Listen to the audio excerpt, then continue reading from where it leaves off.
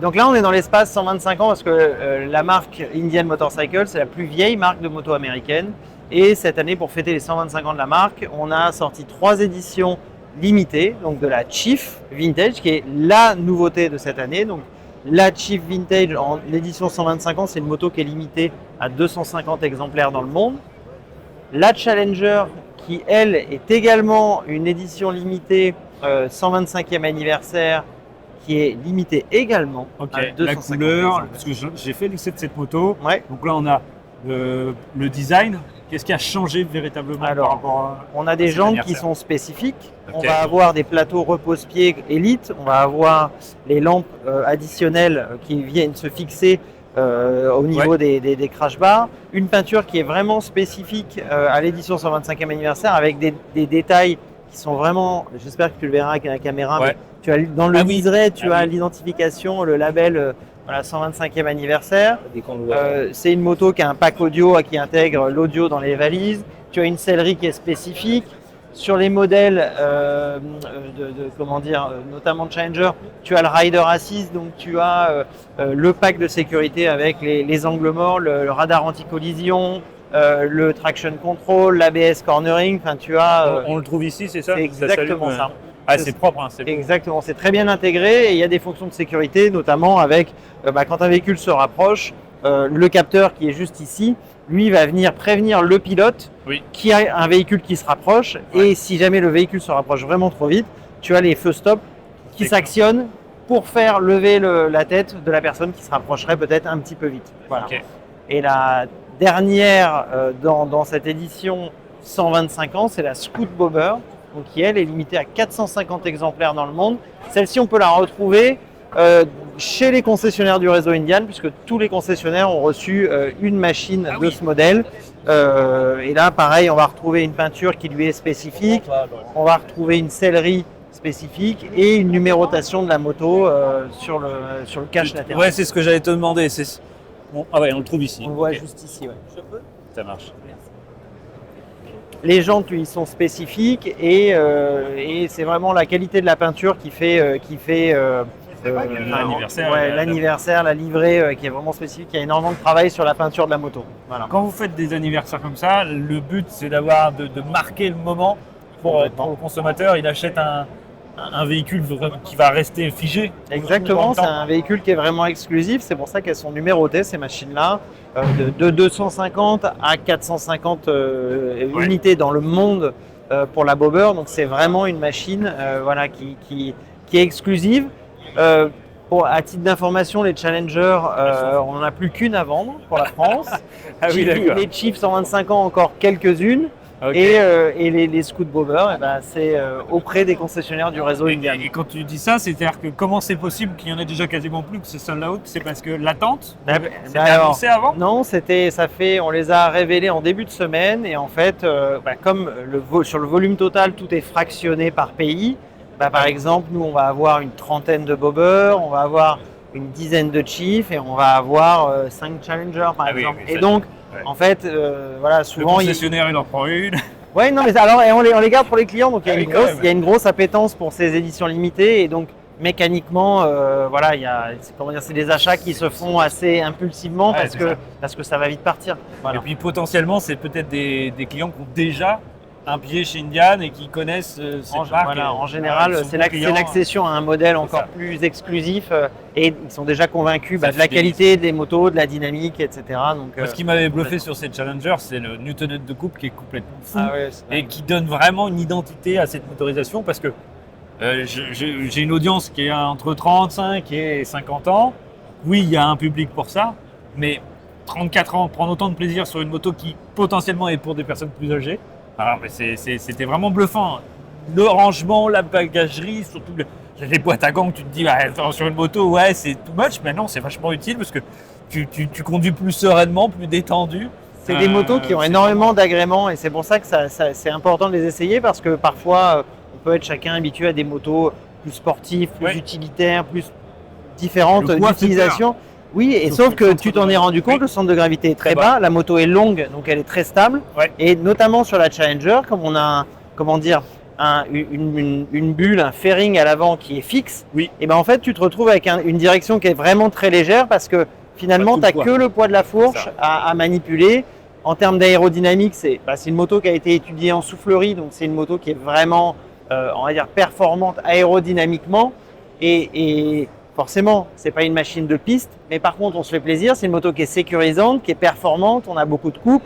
On peut mettre du rythme avec ces machines-là, se faire plaisir avec un moteur qui a une grosse cylindrée. Vraiment une moto à essayer. C'est presque 400 kg, donc effectivement à l'arrêt, faut pas trop se garer en pente. J'avais eu quelques soucis, tu vois, quand le sol est un peu sableux. Tu te fais quelques surprises, mais une fois que tu as pris. En fait, c'est simplement une question d'habitude. C'est comme quand on roule avec. C'est bête, mais même quand on roule par exemple avec des voitures sportives dans lesquelles on a une mauvaise visibilité, dans la manière de se garer, on prend des précautions. Quand on roule avec des véhicules d'un gros gabarit, on s'adapte. Donc, c'est pour ça qu'il ne faut pas forcément rester sur la première impression. Dans le temps, en fait, on prend très vite le gabarit et on va dire le mode d'emploi de la moto. Parce qu'effectivement, là, pour le ressenti, vraiment, j'ai dû faire, voilà, petite insertion, voie d'insertion. Je crois que c'était 178 Nm de coupe sur le modèle. Alors, celui que j'avais essayé, je ne sais pas si c'est toujours d'actualité. C'est monstrueux. Et il y a vraiment un kiff parce que j'avais fait à 2. On était 2 et je crois qu'il y avait peut-être aussi, c'était une version avec d'osselet. Oui, la poursuite. La poursuite. Tout à fait. Et le confort pour le passager est complètement fou. C'est juste. C'est-à-dire qu'à la fois, tu as une selle, comme on peut voir sur certaines où la selle c'est du béton. Là, c'est super confortable. Là, c'est super confortable. Et on va chercher ça chez cette moto. Et on a la chance d'avoir, notamment sur la Challenger, une selle qui est creusée. Donc en fait, on est très bien assis. Oui. C'est presque comme si on avait un dosseret pilote en fait. Et c'est ce qui fait une des fonctions clés de cette moto-là. Entre guillemets, la manière dont on est installé à son bord, c'est hyper naturel, c'est vraiment plaisant. Montant la bulle, tu as envie de rouler sans casque. C'est vraiment ce ressenti, c'est que du bonheur. J'ai vraiment un gros coup de cœur, tu vois, c'était modèle 2020, je crois que c'est en 2024, je l'avais eu la meilleure moto que j'avais essayé avec la 1390 Ducati, très très différent comme modèle. Mais pour le coup, j'avais pris énormément de plaisir avec cette moto. Et tu vois, on a alors juste peut-être, parce que c'est intéressant, on a tous les nouveaux coloris 2026, donc peut-être juste passer en travers. Tu as la Challenger, tu as la nouvelle Chieftain et tu as la poursuite dont on parlait. Donc ça, c'est vraiment le vaisseau amiral pour rouler à deux. Et donc une Chieftain encore dans les nouveaux coloris. Ça, c'est toutes vos nouveautés. Ouais, c'est ça, c'est les millésimes 2026. Millésime 2026. Et au fond, tu as la Roadmaster, donc qui est sortie l'année dernière, avec la Chieftain. Donc c'est des faces avant qui sont différentes sur la Chieftain et sur la Roadmaster. Tu as un fairing qui est accroché au guidon et sur la fourche. Donc la dynamique est différente, la position est un petit peu plus rapprochée. Et sur les poursuites et sur les Challenger, c'est celle que tu as essayé, et tu as un fairing qui est fixe et tu vas avoir une manœuvre ou un pilotage qui est différent parce que tu n'as pas le même poids, tu vois, de direction sur la moto. Mais une fois de plus, comme le centre de gravité est assez bas, on arrive à prendre beaucoup de plaisir à ce genre de moto sans avoir trop cette contrainte. Parce que, est-ce que tu as, je sais qu'il y avait des clients qui passaient des fois de ces motos-là qui, malgré tout, à redresser, sont un peu plus lourdes et par la suite passer sur du 3 roues. Est-ce que vous avez une gamme, vous, chez Indian, des véhicules avec 2 roues à l'arrière? Non, pas encore. Alors, pas encore. Ça a été, comme la marque devient indépendante en ce début d'année, c'est quelque chose qui a été annoncé par notre nouveau CEO. Donc, à voir dans quel délai. Et est-ce que ce sera quelque chose de distribué en Europe et en France? L'avenir nous le dira. Aujourd'hui, ça fait partie des plans aux USA. Donc, voilà, l'avenir nous le dira parce qu'il y a toujours des questions d'homologation, de normes, ce genre de choses. Mais tu vois, chez un concurrent direct de chez vous, ils en font une et c'est des bonnes ventes qui se fait chez eux. Et ils me disaient, on continue ce modèle parce que c'est un produit qui se vend bien en France. Complètement. Après, nous, voilà, vous n'avez jamais été dans cette direction. Peut-être que plus tard, il y avait une réflexion sur ce sujet. Là, ça a commencé à changer parce que le développement est en cours aux États-Unis. Voilà. Impeccable. Super. Et après, on a eu la chance, alors là, on passe dans l'univers Chief, donc avec la nouvelle Sport Chief RT, donc c'est la machine équipée de valises, une machine avec une identité club style, on a une fourche inversée, on va avoir des gros freins, on a un moteur 116 refroidissement à air, donc c'est une moto qui a vraiment du tempérament et c'est vraiment une moto à essayer, très sincèrement, c'est à l'occasion. C'est quelque chose à programmer dans ton agenda. Parce que là, ça vaut le coup au niveau des sens. Tu dis peut-être newtonmètre de couple ou accélération. Oui. On reste quand même sur des motos qui sont plutôt dans ces catégories. Tu vois, on est moins, enfin, on a ce confort de route et à la fois on est plus sur du cruising. Ouais. On va cruiser avec ce genre de moto. Alors c'est un parallèle qui est peut-être un peu, peut-être un peu éloigné, mais moi je trouve que c'est comme rouler avec un gros V8 américain. Tu vois, en fait, dans une comparaison automobile, c'est un peu ce que tu retrouves en roulant avec les machines. Avec ton volet, tes peinards et tu cruises quoi. Voilà, c'est ça. Mais par contre, quand tu veux accélérer, tu as quand même un fond de puissance. Voilà, tu vas pas aller rechercher. C'est une manière de rouler qui est différente. Et vous avez chez Indian ce même esprit de communauté? Complètement. Quand tu achètes une moto, est-ce que tu rentres dans un cercle un peu... Tu as le choix d'y rentrer. On a beaucoup de possesseurs de motos et on a beaucoup de concessionnaires qui ont ce qu'on appelle des rider group, c'est-à-dire que tu vas avoir un programme de sortie, tu vas avoir un programme... C'est associatif, c'est sur la base du volontariat et c'est vraiment le choix des clients d'y adhérer ou pas. Et oui, on a beaucoup de. Tu rentres dans la famille Indian. Tu rentres dans la famille Indian, tu as des sorties, tu as des événements, tu as des rendez-vous en concession et c'est vraiment quelque chose qui est apprécié, demandé et tu fais bien de le souligner. Pense à t'abonner, c'est hyper important, ça me permet d'avoir de la crédibilité vis-à-vis des marques et de vous proposer davantage d'essais routiers tout au long de l'année. Et je compte sur toi.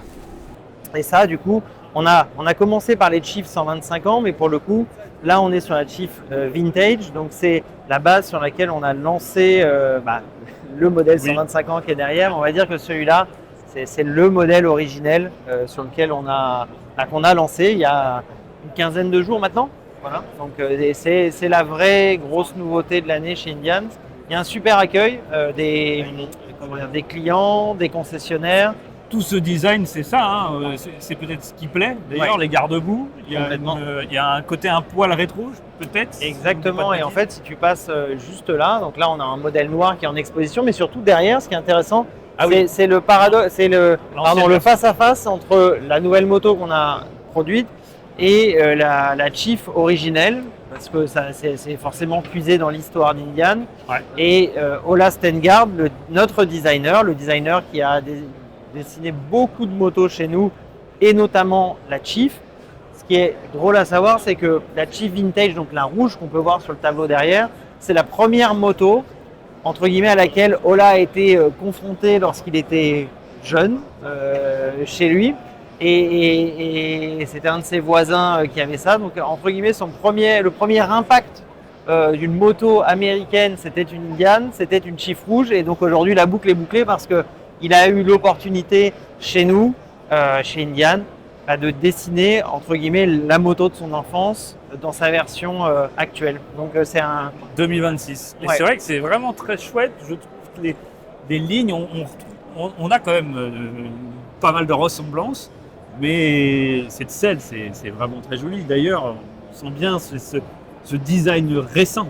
Complètement, et on reprend des éléments qui sont iconiques. Il y a une vraie recherche de qualité. Alors je vais juste développer 2 points. Par exemple, ce que nous disait Ola, c'est que le garde-boue à l'arrière est embouti dans une seule pièce de métal, ce qui est très rare aujourd'hui, parce qu'on retrouve beaucoup plus de métal assemblé, des pièces. Dans la production, les contraintes de production d'aujourd'hui ne sont pas les mêmes que celles auparavant. Et donc aujourd'hui, on a la chance de retrouver des pièces de belle facture sur cette moto. Et on retrouve aussi, par exemple, des traitements de surface comme on pouvait avoir sur la Chief originelle. On va avoir les couvre-culasses qui sont peints, les poussoirs qui sont peints également. Et du coup, on retrouve vraiment l'identité de la moto originelle dans une moto actuelle. Tu aurais une notion de tarif pour me donner sur ce modèle ? Complètement. La Chief Vintage, c'est une moto qui démarre à 20 990 € pour le modèle noir. Et tu es à 21 490 € pour le modèle rouge qui est juste derrière nous. Voilà. Et ça, en spec, tu aurais quelque chose, par exemple en chevaux? Oui, c'est une machine qui fait 90 chevaux. Okay. C'est une boîte 6 vitesses. Donc c'est vraiment. Et tu as un moteur qui a refroidissement à air. Donc tu as une réserve de couple, on va dire, en plage basse, qui est vraiment conséquente. Et c'est ça qui est très agréable avec cette moto-là. Tu n'as pas besoin d'aller chercher une allonge incroyable. parce que tu as une réserve et un fond de couple qui est vraiment très présent, de 1000 à 3000 tours, tu vois ce que je veux dire. Donc tu as vraiment une traction qui est agréable. Voilà. Mais c'est un peu l'identité de toutes vos motos, c'est-à-dire qu'on n'a pas besoin de monter dans les tours et on a du couple quasiment, c'est plein tout le temps. Complètement. Peu importe le rapport, tu as un quatrième, tu repars, quand même ça se fait vraiment bien et c'est toujours, une fois de plus, je me répète un peu, mais la façon de piloter, c'est ça, c'est cruiser. Complètement, et c'est pour ça que c'est important de les essayer parce que parfois on a un a priori extérieur, que ce soit sur le design ou peut-être sur la typologie de la motorisation. Et en fait, c'est vraiment à l'essai, entre guillemets, qu'on prend la mesure de ce que ça peut apporter au quotidien, dans la manière de rouler. Voilà, on roule différemment, mais on roule avec beaucoup de plaisir. La somme de plaisir est la même, c'est juste que c'est différent. Bon, j'en parlais tout à l'heure en off, mais tu sais, la FTR a été arrêtée l'année dernière pour les questions de normes Euro 5+. Est-ce que tu sais si vous allez avoir un Roadster dans cette gamme? Est-ce qu'il y a une volonté de refaire quelque chose pour l'instant, pour rajeunir la marque? Oui, complètement. C'était un peu ça, je crois, l'objectif. C'était l'objectif à l'époque. Pour l'instant, il n'y a pas de projet, immédiat. On a des grandes lignes stratégiques qui nous ont été partagées par Mike Kennedy, notre nouveau CEO. Et la volonté et la stratégie, c'est de s'améliorer et d'approfondir dans les segments sur lesquels on est déjà installé et performant. Ça va être le segment sur les cruisers, le Chief, des scouts. Là où le plus gros de nos ventes, ça va être la Scoot Bobber. Si je te dis pas de bêtises, les scouts, elles sont récentes. Les scouts sont récentes. Elles ont, oui, ça fait 2 ans, 1 an et demi que les nouveaux modèles sont arrivés et c'est une refonte totale. C'est-à-dire que nouveau châssis, nouveau moteur, nouvelle cylindrée, parce qu'on est passé de 1133 à 1250 cm3. On va venir rajouter de l'électronique avec un traction control, avec des modes moteurs. Selon les finitions, on peut même avoir le GPS, la cartographie qui est intégrée dans le compteur. Donc, il y a vraiment une refonte totale de ces machines-là. Et maintenant, avec un prix d'appel aussi, avec la Scoot 60, la Scoot Bobber 60 qui est juste là, qui démarre à partir de 12 890 €. Voilà. Est-ce que vous avez encore une gamme éligible à 2? Je sais que des fois... C'est la grande nouvelle. Et non, justement, cette année, et tu fais bien d'y revenir, en fait, la grande majorité de nos scouts sont désormais bridables à 2. Okay. C'est-à-dire que la Bobber 60 est bridable à 2, la Scoot Bobber 1250 est bridable à 2, la Sport Scoot RT qu'on a révélée en fin d'année, donc qui est modèle équipé de valise, est bridable à 2. Désormais, les seules machines qui ne sont pas bridables à 2 chez nous, ce sont les scouts 101. Donc la 101, c'est le modèle performance, le modèle noir qui est là-bas et le modèle rouge qui est un petit peu plus loin. D'accord. Et qui, elles, font 111 chevaux. Okay. Mais par exemple, tu peux désormais rouler avec une Sport Scoot RT bridée. Voilà. C'est une bride électronique, c'est-à-dire que le véhicule, est-ce que c'est un modèle spécifique? Parce que des fois, tu sais, Alors, c'est un bridage électronique et donc c'est là où on est venu simplifier aussi la gamme cette année. C'est que, si tu veux, la moto, bon, elle est achetée de base, c'est un 1250 qui fait 94 chevaux, mais que tu vas venir brider électroniquement à 47 chevaux. Ouais. Le gros avantage de la bride électronique, et c'est vraiment quelque chose, c'est un feedback qu'on a eu sur beaucoup d'essais, de centres d'essais, roadshow ou en concession, c'est que la manière dont les motos sont bridées, tu gardes vraiment une grosse plage de caractère, on va dire en plage basse. C'est-à-dire que le bridage va vraiment intervenir en plage haute, où tu vas aller chercher la puissance et ainsi de suite. Donc en termes d'agrément, c'est vraiment un excellent choix pour une moto à 2 parce qu'on a vraiment une moto avec du tempérament.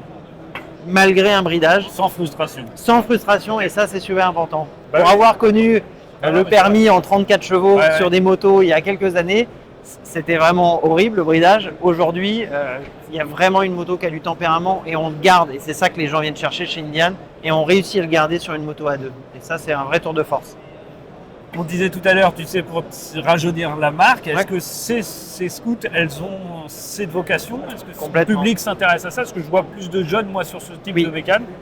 Alors, pas que, mais il y en a quelques-uns qui vont sur cette direction. Et oui, et c'est la volonté aussi d'avoir des prix d'appel avec la Scout 60, mais tu vois, la Scout Bobber 1250 qui est celle-ci, c'est vraiment la moto la plus vendue chez Indian parce que c'est une moto qui fait 94 chevaux, donc tu as une moto qui a du tempérament, que tu sois bridé ou pas bridé, tu as une moto qui a vraiment du tempérament, qui a du couple, qui est performante, tu as un agrément de conduite qui est là parce que tu as un gros bicylindre, tu as une position qui est cool, on va pas se le cacher, beaucoup de gens viennent aussi pour le style, mais entre guillemets l'agrément et l'utilisation n'est pas développé au détriment du plaisir de conduite. Donc, c'est quelque chose qui est très important à prendre en compte chez nous. Bah oui, et puis pour avoir une clientèle jeune, pour avoir du plaisir. Complètement.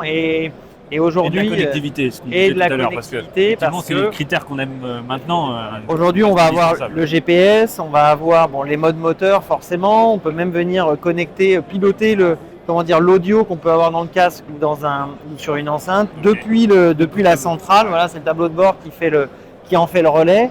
Et j'avais eu quelques difficultés avec le GPS. Tu sais s'il y a eu des mises à jour, des améliorations? Il y a des mises à jour régulières. Okay. Après, en fait, comme c'est pas un système qui est connecté comme un CarPlay, en fait, beaucoup de gens ont l'habitude aujourd'hui d'avoir le CarPlay où en fait tu tapes 3 lettres et tout de suite tu as les résultats qui sont comme c'est pas le cas sur toutes les motos et notamment sur ces systèmes-là. Et dans la sélection de l'adresse, il faut aborder un processus un peu plus scolaire, type adresse Google Maps, quoi. Okay. Voilà. Donc, et là, quand tu respectes ce protocole-là, tu as des résultats de recherche qui sont beaucoup plus rapides. Donc voilà. Après, c'est une volonté aussi d'améliorer la réactivité, la fonction recherche, la connectivité.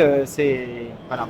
Autre petit détail quand même sur ces motos, moi je trouve ça génial, c'est cette hauteur de selle. C'est-à-dire que vous êtes quand même sur quasiment toute votre gamme. Pour les personnes de petite taille, on est très très à l'aise. Exactement. Et quelqu'un qui est grand sera bien à sa place sur la moto parce qu'en fait, ce qui compte, c'est toujours le triangle entre la selle, les repose-pieds et le guidon. Et donc, avancer.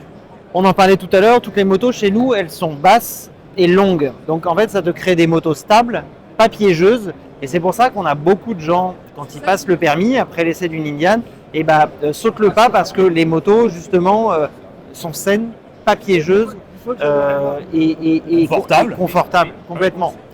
Et du plaisir quand même, avec du couple pour s'amuser. Tout à fait. Et la répartition du poids n'est plus trop une contrainte. Tout à fait. Et il y a un dernier point qui est vraiment très très important. La customisation, la personnalisation, c'est quelque chose de très important chez Indian. Oui. Mais en premier lieu, c'est le fait que le ou la pilote se sente bien. Et chez Indian, tu as plusieurs tailles de cale-pied, plusieurs tailles de guidon, plusieurs tailles de selle. Ce qui fait que, quelle que soit la morphologie de la personne, on arrive toujours à lui avec le concessionnaire, à trouver l'équilibre, la position et le setup qui lui convient, le setup idéal. Et ça, là, c'est fait pour être bien sur sa moto, pour pouvoir rouler. Je vois sur certains modèles, tu as des bulles, tu as de l'accessoire, tu as du siège passager, et ça, vous avez aussi un carnet de pièces et d'accessoires qui est assez large. Il y a beaucoup de personnalisation possible et tu vois, ce qui est intéressant, là on est dans l'espace des scouts, mais ça c'est une machine qui est livrée comme ça d'origine, c'est la Super Scout. Et ça c'est une moto qui est bridable désormais en A2 et ça c'est une très très bonne vente pour nous parce que finalement, quand tu es déjà motard ou quand tu viens de passer ton permis, tu as une moto qui est conçu, déjà équipé de valises, tu as un pare-brise, tout ça c'est des choses que tu peux enlever en quelques minutes et vraiment à l'usage c'est quelque chose de pratique et de confortable. Bien sûr. La Super Scout c'est vraiment une super moto et une super vente pour nous. Ensuite tu vas avoir la Scout classique qui est la version, même si celle-ci c'est un peu particulier, elle a été équipée d'un 6 bar, on a rajouté un pare-brise, elle a un échappement à valve, mais de base c'est une moto qui est beaucoup plus épurée, c'est vraiment la Scout traditionnelle, on va dire. Ensuite, tu as la Sport Scoot RT, on en a parlé. En fait, c'est ça qu'il faut vraiment prendre en compte chez Indian, c'est que dans chacune des familles, tu as des déclinaisons qui s'adaptent soit au style souhaité par le client, Oui. soit à l'usage. Et donc là, celle-ci est un modèle peu particulier, ouais. oui, parce que Tu vois, celle-ci, elle a été préparée par Tank Machine, donc le préparateur Tank Machine, qui est connu pour toutes ses préparations, notamment sur base Scout. Et donc là, la base utilisée, c'est une Scout 60, donc la Scout 60 Bobber, sur lequel il est venu mettre un kit de pièces spécifique, un échappement à valve, des roues à rayons. Donc là, il y a vraiment, il y a une peinture qui lui est spécifique, tout à fait, et un kit qu'il a développé qui peut être monoplace ou biplace. Voilà. Donc, Très joli. très très belle moto. Ah ouais. Vous avez vos motos sont toutes en courroie. Oui, toutes les motos sont en courroie.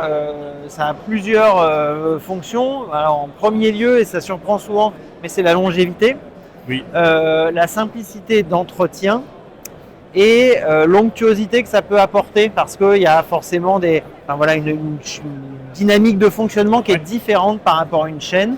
Et c'est vraiment quelque chose d'apprécié et d'efficace parce que ça apporte un agrément, un complément de confort à la conduite des motos. Je vais continuer mon tour de salon. Ouais. Merci en tous les cas pour ton temps.